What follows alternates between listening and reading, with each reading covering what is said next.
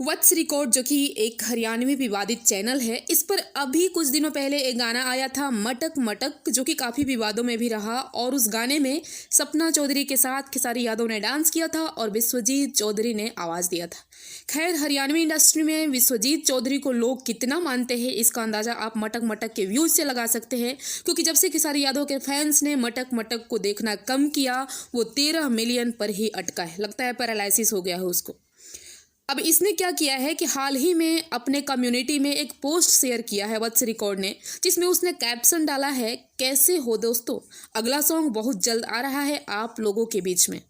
अब इसने दिमाग लगाया है कि फोटो खेसारी यादव और सपना चौधरी का है, जिसमें खेसारी लाल के फैंस को लगेगा कि गाना खेसारी यादव का ही आने वाला है, इसलिए वो इंतजार करेंगे आने वाले गाने का, आने वाले वीडियो को लेकर।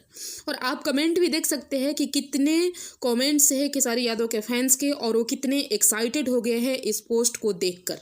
लेकिन यहाँ माजरा कुछ अलग है। खेसारी यादव का फिलहाल कोई भी प्रोजेक्ट हरियाणवी इंडस्ट्री से नहीं आने वाला है। मैंने जब भी सुजीत चौधरी के FB ID यानी फेसबुक ID को चेक किया तो यहाँ पे कुछ अलग दिखा, यानी कोई फुल DJ सॉन्ग बनकर तैयार है इसका, जिसको रिलीज किया जाएगा।